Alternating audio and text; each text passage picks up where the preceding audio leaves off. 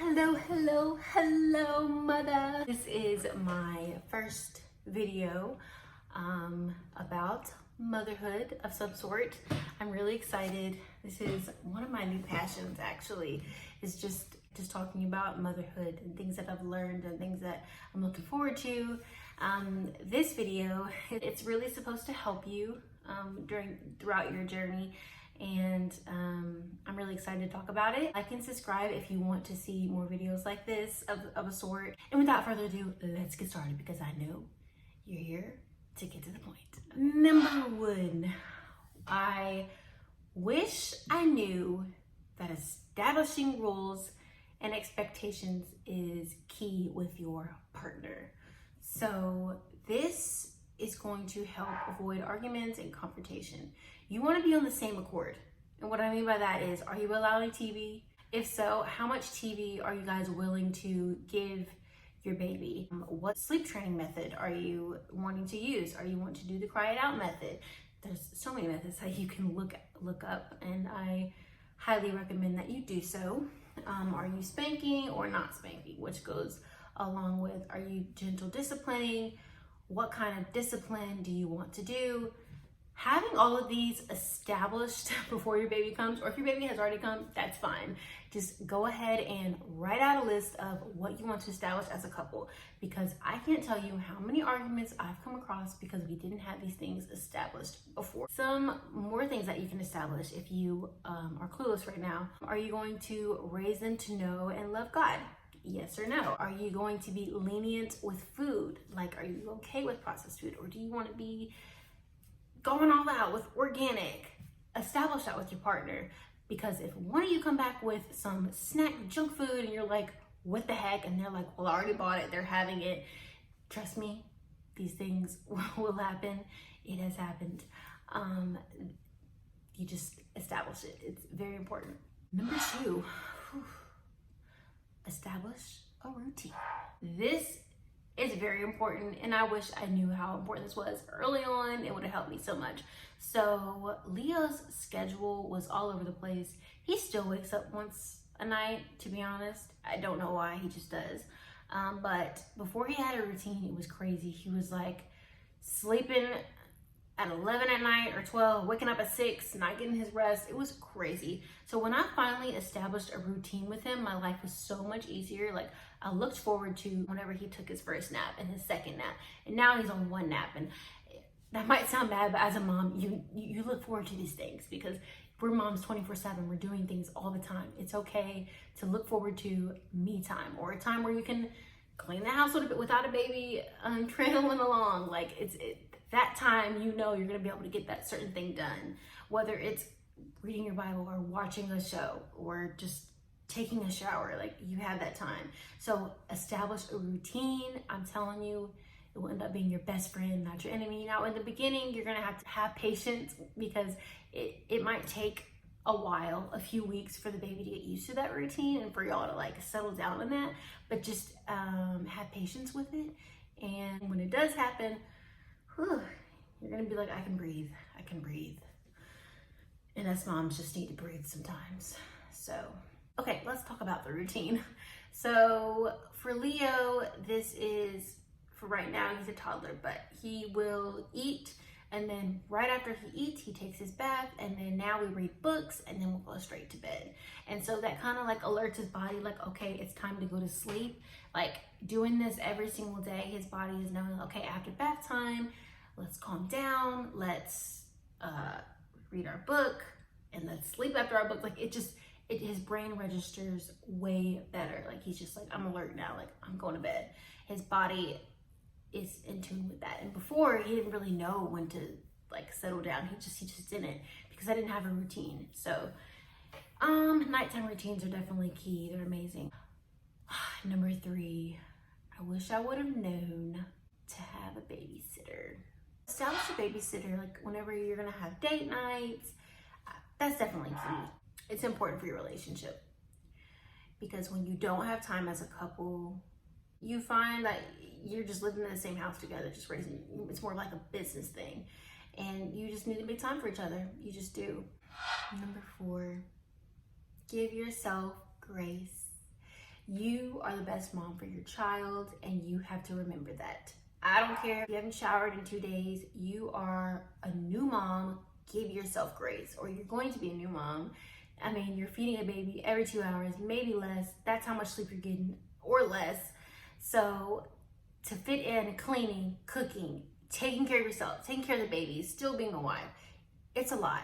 So if you don't get all of that done, which you're not gonna get all of that done, it's okay. Breathe and know that you will. Like, just right now in this season, it's just hard for you right now. You're not in the season, time, or place to get all this done at once. You just have way too much. So don't be too hard on yourself. It's okay.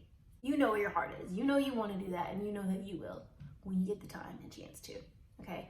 You need rest to heal, because you are healing and recovering. Give yourself grace, okay, mama? Number 5, there's always something to learn. I wish I would have known this in the beginning, because I was so content in what I knew as a mom already. Like, I wasn't really looking how to be a better mom. I was just doing what I knew. And somewhere along the way, I decided to do some research and look at different things like homemade food for your baby and activities for your baby and like things that you should be doing for your baby that I didn't even know.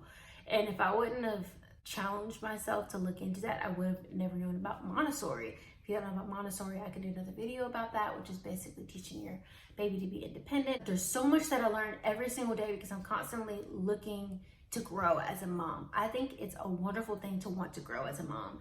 Don't be so defensive. You know, I think sometimes people can be rude and, you know, like their advice is too much. But I do think that some things you can take into consideration and evaluate and be like, maybe I do want to do that, or maybe I do want to try that out. Maybe not be so hard-headed, because I think as moms we can be. And I think, yes, we have the right to some extent, but give yourself some space to grow and be a little bit open to some ideas. You know, I don't think it's a bad thing. Be the best you can be without overworking yourself. Don't beat yourself up about it. Just keep working to be better. One thing I'll say is I'm constantly finding things about myself as a mom that I don't like. It's easy for me to beat myself up about it, but I have to remind myself, like, hey, you're just finding out about it and you have time and room to grow. Just grow. And if it's like something that I found that's really good for them, that's like a lot of money and I can't afford it, then at that moment I can't afford it, and I'm just gonna do an alternative that I can do for whatever I found. You know, just be the best mom that you can be, and know that more than anything, your child needs love. So they don't need a mom stressing and yelling every so often because they're stressing about taking care of them or wanting to be the best for them. They need love. That's like the main thing that they need. So just don't forget about that.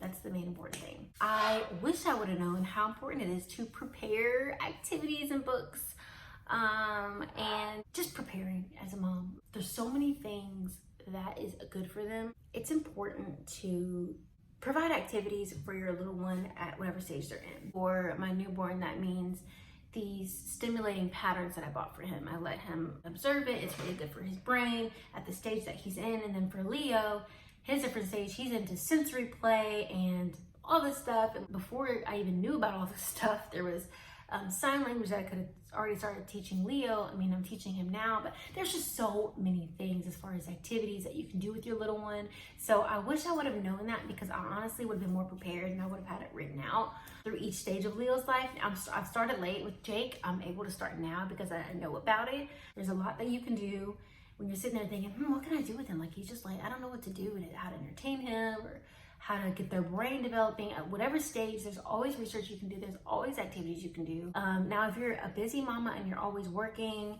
it's good to do this too, because that way you already have it planned out. You know, you can be like, okay, this is what I have planned for them. I don't have to stress about it. Like, it's already set in place. So it's a good thing to do. Breastfeeding, yeah. So breastfeeding is a lot of work. There's a lot that goes into it. I wish I would have known that I needed to research a lot, because it's not just latch and go, oh great, No, you need to have a great diet. You just do. And along with drinking water. And I can go into so much more detail with this, but I probably will do another video on it if you guys want a video on breastfeeding. I probably will, because there's just so much into it. eat right, drink lots of water, and then if you want to pump, you can. There's so many things that can happen, like they can't have a good latch, so pumping gives you an opportunity to give them that full bottle if you don't know if they're actually getting that. So also with breastfeeding, it feels amazing. When you are able to provide that milk for your baby, I can't really explain it, but it gives you a lot of joy. Now, I will say it also can be stressful if you're not producing enough, or if the baby's not latching, but when you get it just right, it's amazing. Like, it's literally the best feeling. But I wish I could also tell myself, like, you're gonna have days where you just have low supply. It's just gonna happen. But don't give up. I wish I could tell myself that, because I did give up with Leo, and I wish I hadn't. Well, I don't want to say I wish I hadn't, because things happen for a reason, but I did give up with Leo when my supply got low and I got discouraged. But there's so many things you can do to get it right back up. I'm talking about like in a day or less. So, which is pumping exclusively and consistently, drinking tons and tons of water, oatmeal, skin to skin. There's lots of things you can do to get it flowing. 8, time goes by really fast. You're gonna have people, especially if you sleep with your baby or you rock them a lot and they say he's spoiled, you're gonna have people who say that, but just remind yourself that time goes by fast. They're gonna be older one day, they're gonna be 18 years old one day, and you're gonna think back on that moment and think, oh my gosh, those precious days. So it's, for me, and I think it's perfectly okay to enjoy your time with your baby. Like, if you feel like you need to go in there and hold them when they're crying, go in there and hold them. God gave us motherly instincts for a reason. So, I mean, I do think that to a certain extent, you do want to teach them how to be independent, you know, how to fall asleep on their own. I think it's nice for them to have that, but don't stress about it too much. Like, just don't stress about it at all, honestly. Don't stress. Just be aware, you know, maybe be aware of if you're taking it a little too far with holding them all the time and they cannot absolutely sleep on their own, and they're just completely dependent on you, which I'm saying even that's okay in the beginning. Eventually you do want them to go off and to be independent, but just remember the whole point of this, just time goes by really fast. So just soak it up. That's what I'm trying to do. I'm trying to soak it up, and really block out the negative comments if I have any. I can't really say that I've been having any with Jake, maybe a few, but just remind yourself that time goes by really fast. So they will grow and grow and grow, and you won't get this time back. So number 9, learn to differentiate the cries, okay? This is pretty big too, because if you're not careful, you can overfeed your baby because you think they're hungry all the time, because you can't really distinguish their cry. Now with Leo, we overfed him all the time because he would cry all the time, but we didn't realize he was just colicky and cranky. So he depended on the bottle for comfort. Jake is colicky. He depends on the breast for comfort. But I think it's very important to distinguish, okay, are they crying because they need me? Are they crying because they have a poopy diaper?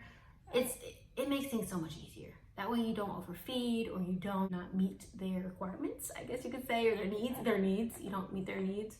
You want to meet their needs the best you can. And that also goes with, are they on overdrive? Are they bored? Or are they gassy? Like, sometimes babies are just like on overdrive and they're so tired that they're just crying because they can't put themselves to sleep. Leo does that. And when he gets overly tired, that's when a routine becomes very helpful. It became very helpful for me and my family, because that way we knew, like, he wouldn't get to that point, because no, at this time you are going to bed because I know you're tired. Because babies, at least with my Leo, he'll stay up until he'll just keep going and going, and it's not good for him. Number 10, the first few weeks or even months can be a lot.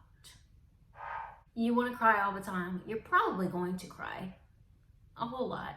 Maybe not a whole lot, but you're going to cry at least some point, because it does get exhausting. You're crying from sleep, or you're crying from not knowing who you are anymore. Like, there's lots of things you could be crying about, and there's so many emotions you're feeling, and you're going through hormonal changes still, and it's just a lot. But something that I remind myself the second way through is it passes. The getting no sleep passes. Feeling alone and not knowing who I am passes. It will pass. There's a season for everything. There's a time for everything, and I just have to remind myself that. Otherwise, I'll get lost in the sadness, and I know that's not good for me. So I want to encourage you, when or if you're going through that now, to just tell yourself, this will pass. Like, this time of always being awake, it's gonna pass. It's not gonna be forever, you know? So that's what I have for you guys today. I hope you enjoyed this video. If you want to see more mommy videos, like and subscribe to this page, and also comment below. Tell me what you liked. Tell me what you want to hear more of, or if you have any comments on any of the subjects that I said. I want to hear it all. This is a safe space and no judgment at all. This is a safe zone here on my channel. So welcome, mom or dad. If you're a dad, welcome here too. I'm going to be just sharing what I've learned as a mom. No, I'm not an expert. I probably should have said this in the beginning. But no, I'm not an expert at all on any of this. I have a passion for sharing what I've learned and what I know now as a mom. And I just want to help all moms in the future, just, you know, going through whatever they go through. So thank you again for watching this video. There's going to be more. And yeah, like and subscribe again. Jake and I will see you later. Scoot up.